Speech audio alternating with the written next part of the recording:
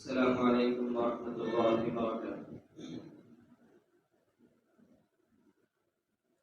اللهم لك الحمد كما أنت أهله، وصلي وسلم على النبي الكريم صلى الله عليه وسلم ما أنت أهله،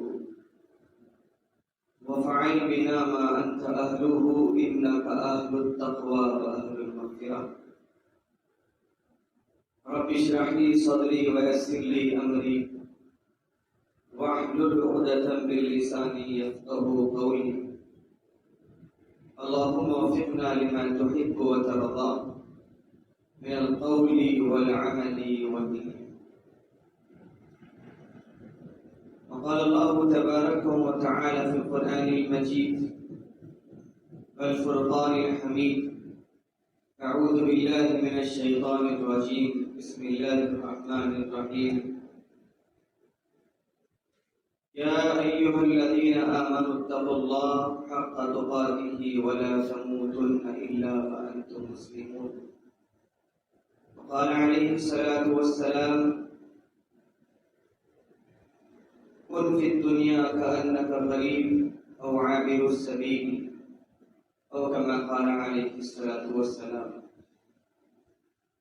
صدق الله العظيم وصدق رسوله النبي الكريم، من الشاهدين والشاكرين إلى يوم الدين۔ محترم سامعین کرام، عزیزان کرام، بزرگوں اور نوجوان ساتھیوں، دعا فرمائی کہ اللہ تعالیٰ کچھ باتیں ایسی زبان سے نکلوا دے جو ہم تمام کے لیے فائدہ مند ہو، اور اللہ تعالیٰ عمل کرنے کی توفیق بھرپور نصیب فرمائے۔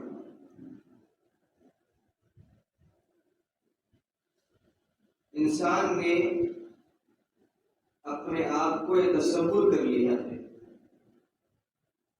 کہ جو بھی زندگی اللہ تعالیٰ نے اس کو نعمت کے طور پہ دی ہے، وہ اپنی منمانی کرنے کے لیے، اپنی خواہشات کی تکمیل کے لیے اور اس فانی دنیا میں مکمل طور پہ اپنے مقاصد کو حاصل کرنے کے لیے ایک نعمت کے طور پہ اس کو زندگی دی گئی ہے، اس کا تصور ہے۔ آج سے نہیں ہے، ازل سے یہی تصور اس کا رہا ہے۔ اس لیے قرآن نے اعلان کیا کہ میرا بندہ بڑا ہی ناشکر ہے، بڑا ہی جاہل ہے، بڑا ہی مجھے بھول کے زندگی گزارنے والا ہے۔ قرآن بار بار اعلان کرتا ہے کہ فَاعْتَبِرُوا يَا أُولِي الْأَبْصَارِ، عقل مندوں نشانیاں پکڑو۔ تمہارے سامنے لوگوں کا دنیا سے رخصت ہو جانا، تمہارے سامنے دنیا کے لوگوں کا بیمار بستر پہ پڑ جانا، یہ اس بات کی طرف ہمیں جوڑتا ہے، بلاتا ہے کہ دنیا فانی ہے، باقی رہنے والی جگہ نہیں۔ صرف اور صرف قرآن کریم میں 2-2.5 پارے ایسے ہیں جو مسائل کے اوپر مشتمل ہیں، باقی تقریباً قرآن کا حصہ آپ کو آخرت کی فکر اور نبی کی ڈگر کو بلانے کے لیے۔ صحابہ اکرام مجلس میں ہوتے اللہ کے نبی کے تو جنت کا تذکرہ ہو جاتا، صحابہ خوش ہو جاتے، فوراً معنی قرآن کا اسلوب ہے کہ جہنم کا تذکرہ آ جاتا، صحابہ پھر بے چین ہو جاتے۔ کبھی یوں ہوا کہ کبھی جہنم کا تذکرہ آ گیا، صحابہ کے چہرے زرد آلود ہو گئے، ہچکیاں نکل گئی۔ اللہ نے تسلی کے لیے جنت کے تذکرے دے دیے، دیکھو مجھے راضی کرو گے یہ نعمت عطا کرو، مجھے بھول جاؤ گے ہم یہ وادیاں تمہارے انتظار میں تھے۔ ہم سے بڑے، ان سے بڑے ازل سے یہی تصور ہے کہ جو بھی زندگی اللہ نے دی ہے یہاں عیش کرنے کے لیے۔ جب ہم نے لا الہ الا اللہ محمد رسول اللہ پڑھا ہے، جب سن بلوغ کو پہنچے تو ہمارے اوپر شریعت کا ہر وہ حکم لاگو ہو گیا اس کو اللہ کے نبی علیہ الصلوۃ والسلام نے بتا کر کے اور یہ بھی بتایا کہ اللہ کے نبی بیٹھے ہیں، لیٹے ہوئے تھے کھجور کی چٹائی پہ، عمر بن خطاب آئے، آپ اٹھ کے بیٹھ گئے تو آپ کے جسم اطہر کے اوپر، جسم مبارک کے اوپر اس کھجور کی چٹائی کے نشان پڑ گئے۔ جیسا آج ہم اگر کسی جگہ پہ کپڑا بغیر بچھائے گے، نرم چیز کوئی بغیر بچھائے گے، اگر ہم لیٹ جائیں تو اس کے نشانات ہمارے جسم پہ مرتب ہو جاتے ہیں۔ اللہ کے نبی علیہ الصلوۃ والسلام کے جسم مبارک کے اوپر چٹائی کے نشانات ثبت ہو گئے۔ عمر ابن خطاب کے آنسو نکل گئے۔ عمر رونے کی وجہ کیا ہے؟ اللہ کے نبی کیسو اور کسرا کے بادشاہ نرم نرم بستروں پر سوئے، اور اس کے لیے وجہ کائنات ہے، جس کے لیے دنیا بنائی گئی ہے، آپ کھجور کی چٹائی پہ۔ تو اللہ کے نبی نے امت کو اس وقت پیغام دیا کہ عمر میری امت تک بھی یہ پیغام پہنچا دینا، بلیغ الشاہد والغائب، اور جو حاضر ہیں ان کے لیے یہ پیغام ہے کہ کن فی الدنیا کانک غریب او عابر السبیل، عمر دنیا میں ایسے رہنا کہ جیسے مسافر رہ گزر رہا۔ ہمارے مزاج بدل گئے، ہماری عادتیں بدل گئی۔ جمعہ پڑھے، باہر نکلے، 10 منٹ کے لیے جمعہ کا اثر جسم پہ نظر آتا ہے۔ اس انداز میں گھر سے نکلے ہیں کہ جمعہ ہے، جمعہ ہے، جمعہ ہے، لیکن عادتیں پوری نبی کے خلاف، حرکات پورے شریعت کے مغایر، سکنات پورے، الفاظ پورے، ہمارے اعمال پورے، وہ اس سانچے میں نہیں ڈھلتے جس کی طرف اللہ کے نبی علیہ الصلوۃ والسلام نے بلایا۔ اس انداز میں نکلتے ہیں گھر سے کہ جمعہ ہے۔ قرآن نے تو اعلان کیا کہ جب نماز اذان ہو، کام دھام تمہاری مشغولیتیں سب برائے ٹاپ کر کے تو دوڑو مسجد کی طرف۔ ہمارا مزاج یہ ہونا چاہیے کہ انسان کا ایک امتی ہونے کے ناطے، ایک مومن بندہ ہونے کے ناطے ہمارا دل ہمیشہ شریعت کے نام پہ دھڑکتا رہے۔ یہ تقاضا ہے شریعت کا، یہ نبی علیہ الصلوۃ والسلام کے امتی ہونے کا تقاضا ہے کہ ہمارا ذہن، ہمارا دماغ، ہماری عادتیں شریعت کے مطابق چلنے کے لیے بہتر و بہتر ہو، لیکن ہمارا معاملہ اس کے برعکس۔ قرآن نے اعلان کیا یا ایھا الذین آمنوا اتقوا اللہ حق تقاتہ، ڈرو اللہ سے، اللہ سے ڈرتے رہا کرو۔ قدم قدم پہ اللہ سے ڈرتے رہنے کا اصول اللہ کے نبی نے بتایا، موت کے جھمیلے بتائے کہ سامنے شہداء ہیں، سامنے میتیں اٹھ رہی ہیں، ہمارے سامنے کئی میتیں اٹھ رہی ہیں، لیکن موت کا جھٹکا ہمارے پاس نہیں لگتا، ہمارے سینوں میں اس کا احساس نہیں ہوتا۔ رمضان گزر گیا، پھر رمضان آ گیا، ہمارے درمیان سے کتنے لوگ چلے گئے، خاندان کے گئے، دوست احباب کے گئے، ضعفاء گئے، جوان گئے، بچیاں گئے، بوڑھیاں چلے گئے۔ اس کے بعد بھی ہمارے دل پہ ایک نقش نہیں بیٹھتا کہ جانے والا کیا پیغام دے رہا ہے، جانے والے کا درد کیا ہے، جانے والا کیا بیان کرتے ہوئے جا رہا ہے۔ میں نے اس سے پہلے بھی کہا تھا کہ جب کسی قبرستان میں جایا کرو تو اصول اللہ کے نبی نے بتایا کہ سلام بھیجا کرو کہ السلام علیکم یا اہل القبور یغفر اللہ لنا ولکم وانتم سلامنا نحن بلکم۔ اے خبر والو، تم تو آگے، تمہیں سلام دی ہو، اللہ تمہاری اور ہماری مغفرت فرما دی، تم تو آگے، ان قریب ہم بھی تم سے ملاقات کرنے والے ہیں۔ ہمارا مزاج بنے کہ ہم یہ الفاظ جب کہہ رہے ہیں تو اس کے اوپر عمل کرنے کے اوپر آمادہ ہو جائے۔ شریعت کا تقاضا ہے۔ جب ہم مارتے ہیں، جب ہم مٹی پکڑتے ہیں، جب کسی قبر میں جب میت کو دفناتے ہیں شاعر نے کہا نا کہ مٹھیوں میں خاک لے کر لوگ آئے وقت دفن، مٹھیوں میں خاک لے کر لوگ آئے وقت دفن، زندگی بھر کی محبت کا صلہ دینے لگے۔ مٹھیوں میں خاک لے کے لوگ ڈالتے ہیں نا، ہمارا ایک آج کل عادتیں چل پڑی ہیں کہ ایک بندہ ایک جھپا نما ایک گمپا نما ہاتھ میں پکڑتا ہے تو ہم اس کے ہاتھ میں 3 مٹھی ڈال دیتے ہیں۔ وہ کیا ہے، ڈالنے کی وجہ کیا ہے، اس کی طرف نبی نے کیا اشارہ فرمایا، معلوم ہی نہیں ڈال سکتے تو کاندھے پہ ہاتھ لگا، جانے والے جنازے کے پیچھے پیچھے چلا کرو۔ حکم کیوں ہے، آداب کیوں بتائے کہ سامنے جانے والا یہ رہبری کرتا ہے اس راستے کی طرف جو راستہ ہم بھول بیٹھے، اس راستے کو ہم نے فراموش کر دیا۔ میت اس راستے کو بتا دیے کہ تمہیں بھی ایک دن اس گڑھے میں آنا ہے، اس گڑھے میں تم بھی ڈالے جاؤ گے، تمہارے اوپر مٹی ڈالی جائے گی۔ 3 مٹھی مٹی جو انسان ڈالتا ہے اپنی طرف سے، اور اس کی طرف نبی نے اشارہ دیا، پہلی مٹھی جب ڈالو تو یہ جملہ کہو کہ منہا خلقناکم۔ کس غرور میں زندگی گزار رہے ہو؟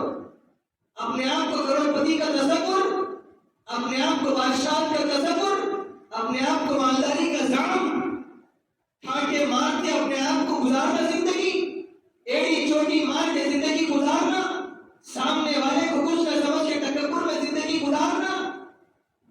اس ایک جملے نے اس کی پوری ہیبری نکال کے پھینک دی، منہا خلقناکم، ہم نے تم کو اسی مٹی سے پیدا کیا ہے۔ دوسرا، جب دوسری مٹھی ڈالتے ہیں وَفِيهَا نُعِيدُكُمْ وَمِنْهَا نُخْرِجُكُمْ، اسی سے تم کو واپس نکالیں گے حشر کے میدان میں، تارۃ اخری، اس سے بنایا، اس سے نکالیں گے، حشر کے میدان پر جمع کریں گے۔ وَفِيهَا نُعِيدُكُمْ وَمِنْهَا نُخْرِجُكُمْ تَارَةً أُخْرَىٰ، جب حشر کے میدان میں اللہ کے سامنے ٹھہرائے جاؤ گے، جب نکالے جائیں گے، کس بات کا غرور ہے؟ آج کبھی قبرستان کے چکر لگا لو، اگر زندہ دل انسان ہے، اللہ کے نبی نے فرمایا نا، موت کو کثرت سے یاد کیا کرو، اس سے انسان کے دل نرم ہوتے۔ آج ہمارے دل سخت ہو گئے، کیوں؟ ہم نے موت کو پس پش ڈال دیا، ہم اس تصور میں زندگی گزار رہے ہیں کہ مرنے والا مر گیا، اس کو مرنا ہی تھا، ہمیں کوئی مرنا نہیں، ہمیں کوئی مرنا نہیں۔ شاعر نے کہا نا، اس کو کسی انداز میں قوالیہ بنایا گیا کہ موت سب کو آنی ہے، کون اس سے چھوٹا ہے۔ ہم یہاں مسافرانہ زندگی گزار رہے ہیں، کل نفس ذائقۃ الموت، ہر ایک نفس کو، جاندار کو، چاہے وہ انسان ہو، جنات ہو، جانور ہو، اللہ کی ہر مخلوق مزہ چکنا ہے موت کا۔ لیکن ہم نے آنکھوں پہ پردے ڈالے، ذہنوں پہ پردے ڈالے، کانوں پہ پردے ڈالے، اور اپنے دل کو تسلی دے دی کہ ہمیں مرنا نہیں۔ بڑی بڑی پلاننگیں بنائے ہیں ہم کہ 10 سال کے بعد مجھے یہ کرنا ہے، اللہ نے برکتیں دے دی، فبیہا، ٹھیک ہے، نہ دی تو وَإِذَا أَرَادَ شَيْئًا أَن يَقُولَ لَهُ كُن فَيَكُونُ، اللہ کے ارادے کچھ اور ہے، جب ارادہ اللہ کرتے ہیں تو کن کہتے ہیں تو فیکون ہو جاتا۔ ہم نے اللہ تعالیٰ کی اس قرآن کریم کو، اس نعمت کو، نبی جو معصوم نبی ہمارے لیے بھیجے گئے، اس کی شریعت کو ہم نے کھلواڑ سمجھا، ہم نے سمجھا کہ زندگی میں لانے والی چیز نہیں ہے، بس یہ بس داغدار میں رکھ دو، اپنی منمانی رب چاہی زندگی چھوڑ کر منمانی زندگی گزارو، پھر دیکھو ہمارے مزے ہی مزے۔ قرآن سامنے آ کے رہبری کرنا، نہیں، کس تصور میں ہو بھائی، کس تصور میں ہو، کس خام خیالی میں زندگی گزار رہے ہو؟ کبھی چکر لگاؤ، رات کے 2 بج گئے ہو، دعوتوں سے اچھے لباس پہن کر آتے ہو، کبھی اپنی گاڑی کی ہینڈل کو کبھی قبرستان کی طرف موڑ لیا کرو۔ رات کے 2 بجے، آج تو قبرستان بھی ماشاءاللہ ہو گئے جہاں پر لائٹیں وغیرہ لگا کے انسان کو ڈر ہی نہیں ہوگا۔ جاؤ کسی ایسی قبر کے سامنے جا کے ڈرو جو بوسیدہ ہو، جس کا کوئی پرسان حال نہ ہو، اس کے پاس ٹھہر کے اپنی زندگی کا امیجن کروا. یہ جانے والا کس انداز میں زندگی گزارنے گیا، یہ جانے والا کس انداز میں، اس کے بیڈ روم کیسے تھے، اس کی کاریں کیسے تھی، اس کا بینک بیلنس کتنا تھا، اس کی جائیدادیں کتنی تھی، اس کی زندگی گزارنے کا ڈنگ کیسا تھا. اور یہ سوچو اور پھر اپنے آپ پہ لاگو کر تصور کرو کہ مجھے کتنا آئے. لائیں گے لوگ، لائیں گے بڑے بڑے عمرا، بڑے بڑے اپنے آپ کو سلاطین کہنے والے زیر زمین جا کے لڑ کے آدم کی خبر کا نہیں پتا نہیں، معلوم بھی نہیں کہاں لڑ گئے. ہمیں بھی کوئی نہیں پوچھنے والا، کوئی نہیں پوچھنے والا. یاد رکھنا کہ جب تک آنکھ بند، بس مقدم دیکھا ہے، آنکھیں بھی تو پھر جاتی ہیں. آج انسان کے مرتے وقت بے وفائی کر جاتی. کون کس کا ساتھی ہے دنیا؟ کوئی تنہا آئے ہیں، تنہا جانا ہے. ساتھ میں صرف اعمال، زندگی کے جو اچھے اعمال آپ نے کیے ہیں وہ آپ کی پوٹلی میں ساتھ میں جائیں گے. جو چاہے آپ نے وصیتیں کر رہی ہے کر لو. اگر شریعت کے اوپر زندگی گزر رہی ہے، اگر اللہ زندگی میں ہے، نبی زندگی میں ہے، کامیابی آگے بڑھ کے آپ کا استقبال کرے گی. یاد رکھنا، فرشتے آپ کو پھول کا ہار پہنائیں گے. لیکن نہیں، آج جیسا کہ ہماری زندگی میں نہیں ہوا. مسجدیں خالی پڑی ہیں، پکار رہی ہیں. زندگی میں دین نہیں ہے، پکار رہی ہے. ایک ہوتی ہے جسم کی غذا، کھانا، روٹی، چاول، فروٹ، ترکاریاں جو کھاتے ہیں، جو اچھے میوہ جات ہو، جو اللہ نے نعمتیں دی ہے، یہ جسم کی غذا. اس سے جسم پنپتا ہے، بڑھتا ہے، بنتا ہے، خوشنما ہوتا ہے. ایک ہوتی ہے روح کی غذا، جو رات میں اللہ کے سامنے ٹھہر کے آتی. روح ہماری اتنی لاغر، وینٹیلیٹر پہ ہماری روح کی وقت اتنی لاغر، اتنی کمزور روح ہم لے کے چل رہے ہیں جس کی کوئی انتہا نہیں.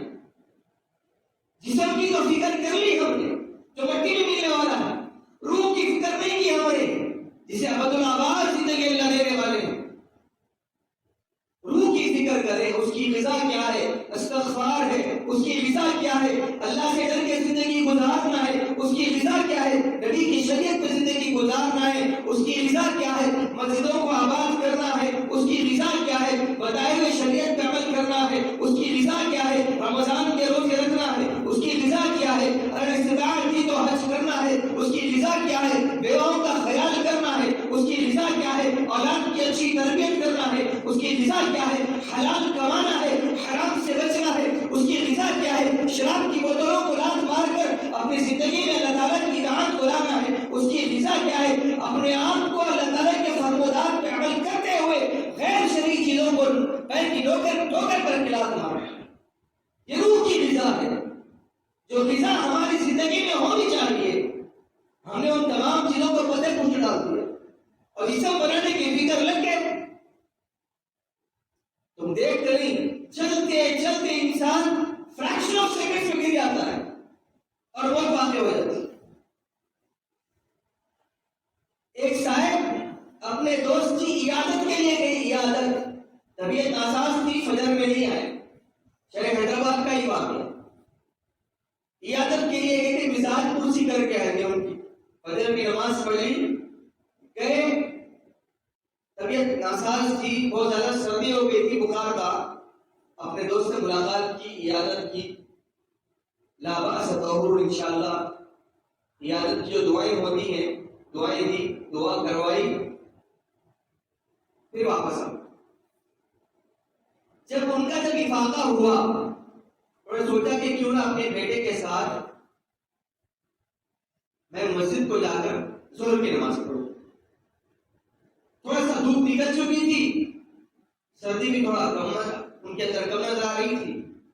جب گئے تو یہ جنازہ رکھا ہوا. پوچھا کس کا ہے؟ کہا کہ صبح میں آپ کی عیادت کرنے آئے تھے نا، ان کا. مجھے بتایا کیوں نہیں؟ کہا کہ آپ کی طبیعت ناساز تھی، کہیں آپ اس کو سیریس کر لے، دل میں رہنے سے نہیں بتایا. جو عیادت کرنے آیا اس کا جنازہ ظہر میں آیا اور جس کی عیادت کی گئی وہ ظہر میں نماز میں آ گیا. الموت لیس منہ الفوت، کوئی نہیں چھوٹا اس. کس موقع پہ، کس انداز میں آ کے چھپتے کی تمہارے ہمیں کوئی دلا نہیں ہو سکی. اللہ نے وقت متعین کر دیا ہے، اللہ نے وقت اپنے وقت مقررہ پہ آ جائے گا. اللہ کے نبی نے فرمایا، آپ صلی اللہ علیہ وسلم نے عقل مند انسان وہ نہیں ہے جس کے بینک بیلنس روز روز بڑھتے جائے، جس کے گھروں کی تعداد بڑھتی جائے، جس کے گھروں کے سامنے گاڑیوں کی تعداد بڑھتی جائے، اس کا اسٹیٹس بڑھتا جائے. نہیں نہیں نہیں نہیں، ذہنوں سے اس تصور کو نکال دے. نبی سامنے آتا ہے، تھوڑی پکڑ کے تصور کچھ اور دکھاتا ہے. فرماتے ہیں آپ صلی اللہ علیہ وسلم، ارے میری امت، کس کو عقل مند سمجھ لیا تم نے؟ عقل مند جائیداد کو عقل مند سمجھا، ایکڑوں کی زمین خریدنے والوں کو عقل مند سمجھا. ارے بڑا عقل مند آدمی ہے، اس کے نام پہ پیسہ خرچ کرو، اس کے نام پہ پیسہ لگاؤ، فائدہ ہی فائدہ ہوگا. نبی سامنے آ کے جھنجھوڑتا ہے، نہیں نہیں نہیں نہیں، عقل مند آدمی وہ ہے جو موت سے پہلے موت کی تیاری کر لی. نبی کی زبان، سورج ادھر سے نکلا ادھر سے نکلا، کوئی تردد ہو سکتا ہے، لیکن نبی کی بات میں کوئی تردد نہیں ہو سکتا. عقل مند میری امت کا عقل مند انسان وہی ہے جو موت سے پہلے موت کی تیاری کر لے. کون ہے جو اپنے آپ کو تصور میں رکھ کے چل رہے ہیں؟ موت سے پہلے موت کی تیاری کس کے ذہنوں میں ہے، کس کے فکروں میں ہے؟ اچھی جاب مل جائے، اچھی شاپ لگ جائے، اچھا کاروبار چل پڑے، یہی تصور ہے. اچھی موت آ جائے، یہ کسی کا تصور بنا کبھی کہ مجھے اچھی موت نصیب ہو، مجھے اللہ اچھی موت دے، اس انداز میں موت دے کہ میں آنکھ بند کروں تو اللہ سے ملاقات ہو جائے، نبی سے ملاقات ہو جائے. یہ کبھی تصور آیا ہمیں؟ نہیں آیا. کیوں؟ جس چیز کے اوپر محنتیں ہو رہی ہیں اس کے تصورات ذہن میں. کبھی جاؤ، تاریخ پڑھو، ہر زبان میں تاریخ پڑھی ہوئی، موت کی یاد پہ اٹھاؤ، کتابیں پڑھو. بڑے بڑے بادشاہ، بڑے بڑے سلاطین جو تکبر میں آئے تھے، جو ایڑی چوٹی کے زور لگا کر زندگی گزارا کرتے تھے، جو اپنے آپ کے سامنے اپنے سامنے سجدے کرواتے تھے، جا کے دیکھ لو خبروں کے نشان بھی موجود نہیں ہیں ان کے. مٹی اڑا کر لے کے چلے گئے. حشر کے میدان میں جو ہوگا ہوگا، لیکن پیچھے آنے والوں کے لیے ایک بڑا پیغام چھوڑ کے گئے کہ دیکھو ہماری طرف، ہمارے روگ، ہمارے دبدبے، ہماری شہرتیں، ہمارا شاہ و جلال، ہمارے خزانے سب یہی رہ گئے، سب یہی رہ گئے. ہم گئے مٹی کے نیچے، لوگ مٹی ڈال کے خوش ہوئے کہ ہم اس کے اوپر مٹی ڈال رہے ہیں، دفن کر کے آگے ہم کو اب حساب دینا ہے. حساب کیا دو گے؟ جو تم کرو گے وہ حساب دو گے. جیسی کرنی ویسی بھرنی، نہ مانے تو کر کے دیکھ، جنت بھی ہے جہنم بھی ہے، نہ مانے تو مر کے دیکھ. اپنے آپ کو مرنے کے بعد معلوم ہوگا ارے میں کہاں زندگی گزاری. جب فیصلے ہوں گے اللہ کے، جب فیصلے ہوں گے نا حشر کے میدان جب اللہ ٹھہرائے گا، جب پتہ چلے گا، پھر دوست نوجوانوں سے ادباً گزارش ہے کہ رمضان سے پہلے اپنی زندگیوں میں تبدیلی لاؤ، توبہ کرو. پتہ نہیں کس کی زندگی کتنی بات، کون گھر پہنچ سکتا ہے نہیں پہنچ سکتا.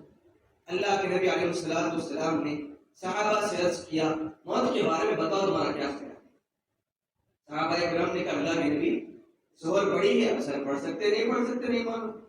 اچھا کوئی اور صحابی، اللہ کے نبی 2 رکعت پڑھی اور 2 رکعت پڑھ سکتے ہیں کہ نہیں پڑھ سکتے نہیں معلوم. اچھا اتنی لمبی امیدیں باندھ کے رکھی ہو موت کے تعلق سے. پھر اللہ کے میں محمد رسول اللہ صلی اللہ علیہ وسلم کی بات سنو کہ موت کے بارے میں میرا کیا خیال ہے. میرا یہ خیال ہے کہ ایک سلام میرا ہوں اور ایک بھیج سکتا ہوں کہ نہیں بھیج سکتا ہوں. یہ تصور لے کے چلو اپنی زندگیوں کے اندر، یہ تبدیلیاں لے کر آؤ کہ موت کے تعلق سے ہمیں معلوم ہونا چاہیے کہ موت کیا ہے، ہمیں معلوم ہی نہیں ہے۔ اگر ہمارے سامنے اگر کوئی موت کی بات کرے، مر جاؤ بول رہے میاں تم، اتنی جلدی چلے جاؤ بول رہے میاں تم، ہمارے ساتھ ناراضگیاں بن جاتی، جبکہ جو چیز فیکٹ ہے، فیکٹ آنے والی کوئی اس سے چھٹکارا نہیں۔ بڑے بڑے ہلاکو خان، بڑے بڑے شداد، بڑے بڑے ظالم جابر حکمران آئے اور یہ تصور کے ساتھ ہے کہ مرنا ہی نہیں ہے، لیکن جا کر دیکھ لو صرف کتابوں کی صفوں کے علاوہ ان کی خبروں کے نشان نظر نہیں آتے۔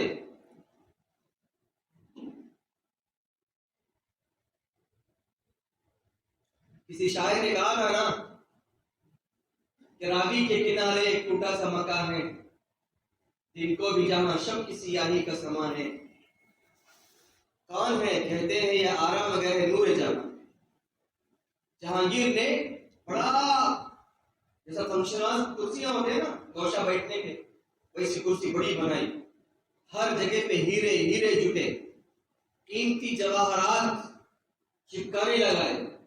اس کے بعد اپنی اہلیہ نور جہاں کو بلایا، اس کو پکڑا، اس پہ بٹھایا اور کہا کہ تو نور جہاں ہے، پوری دنیا کا نور ہے۔ اس جگہ سے قریب ماضی قریب کا ایک شاعر ہے جب گزرا تو اس نے اس کی مزار کے پاس پھر کے، وہ کھنڈرات کے پاس پھر کے شعر کہا، وہ شعر یہی تھا کہ راوی کے کنارے ایک ٹوٹا سا مکان، دن کو بھی جہاں شب کی سیاہی کا سامان، رات جیسا ماحول دن میں۔ کون ہے کہتے ہیں یہ نور جہاں کا مکان، نور جہاں جو اپنے آپ کو ترک کے چلا کرتے تھے، کہاں چلے؟ سب ملیا میں ایک تصور لے کے چلو کہ ہمیں دنیا سے جانا ہے۔ مومن کی شان ہی وہ ہے کہ دنیا سے دل نہیں لگانا چاہیے۔ اسباب الگ چیز ہے کہ اللہ نے وسائل دیے کمانے کے، ذرائع کے، ہم سے زیادہ مال صحابہ کے پاس تھا، تابعین کے پاس تھا، لیکن دلوں پہ حکومت اللہ کی۔ مال یہاں نہیں آیا، تو جب موت آئی تو آسانی کے ساتھ چلے گئے۔ آج بھی کتابوں میں رقم تراز ہے، آج بھی ان کے قبروں کے نشان ہیں۔ جو اللہ کو یاد کرتے ہیں، جو اللہ کے نام پہ زندگی گزارتے ہیں، اللہ ان کو دنیا میں بھی عزتیں دیتا ہے، حشر کے میدان میں ہم بھی دیکھیں گے انشاءاللہ کہ اللہ ان کی عزتیں کیسی کرے گا۔ موت یاد کرنے کی چیز ہے۔ اللہ کہتے ہیں کہ موت کو یاد کرتے رہا کرو، یاد کرو گے کامیاب رہو گے، بھول جاؤ گے حشر کے میدان سامنے ہیں۔ جو تصور کرتے تھے کہ دیکھیں گے قیامت بہت دور ہے، بہت سو نے کہا بہت دور ہے، چلے گئے مٹی کے نیچے، یہی کہتے چلے گئے کہ اب نہیں مرنا، ابھی کیا عمر ہے، لیکن دیکھتے دیکھتے موت کا پروانہ آیا، چلے گئے۔ تو دعا گو ہوں اللہ تعالیٰ سے، آپ سب بھی دعا کریں کہ جس وقت موت آئے اللہ راضی ہو، کہ روز دعا کرتے رہو۔ بہت بڑی نعمت ہے، بہت بڑی نعمت۔ میرے پاس الفاظ نہیں، مرتے وقت جب انسان کی زبان پہ کلمہ آئے نا، اللہ کی قسم اس سے بڑی کامیابی کوئی نہیں تمہاری۔ چاہے تم فقیر ہو، چاہے تم بادشاہ ہو، مرتے وقت اگر زبان پہ اگر اللہ آ گیا تو پھولوں کے صحرے تمہاری زندگی کے لیے۔ رونے والے دفنانے والے وہ کہیں بھی جائیں، تم کامیاب ہو۔ اگر نہیں، زبان پہ نہیں آیا اگر کلمہ، میرے دوست کو بڑے گھاٹے کا سودا ہے۔ 60 سال کی زندگی کا حساب دو گے اللہ سے، 70 سال کی زندگی کا حساب دو گے اللہ سے، 80 سال کی زندگی کا حساب دو گے اللہ کے سامنے۔ اگر اللہ ایک نعمت کا حساب پوچھ لینا، ہمارے پاس جواب کوئی نہیں ہے، کوئی جواب نہیں ہمارے پاس۔ اگر موت اگر ایمان کی حالت میں نہیں ہے، بہت بڑی نعمت ہے، ہمیں معلوم نہیں، ہمیں قدر نہیں، تو گزارش ہے خاص کر نوجوانوں سے، بزرگوں سے بھی، کہ جب بھی دعا کرو یہ دعا ضرور شامل کرو کہ اللہ میری موت بھی اور میرے چاہنے والوں کی موت بھی اللہ پورے امت مسلمہ کی موت ایمان کی حالت میں تھا، ایمان کی حالت میں نصیب فرما، تاکہ اللہ عافیت والی آخرت زندگی جو تم نے مجھے دی ہے، آخرت بھی عافیت والی میری ہو جائے۔ کوشش کریں گے بھائی انشاءاللہ دعا فرمائیں کہ اللہ تعالیٰ ہم تمام کے ساتھ عافیت والا معاملہ فرمائے، اور جب بھی موت کا بلاوا آئے ہماری زبان پہ لا الہ الا اللہ محمد رسول اللہ جاری و ساری فرمائے، اور نبی کی زیارت نصیب فرمائے۔ ہمیں توفیق الا باللہ۔ السلام علیکم ورحمۃ اللہ۔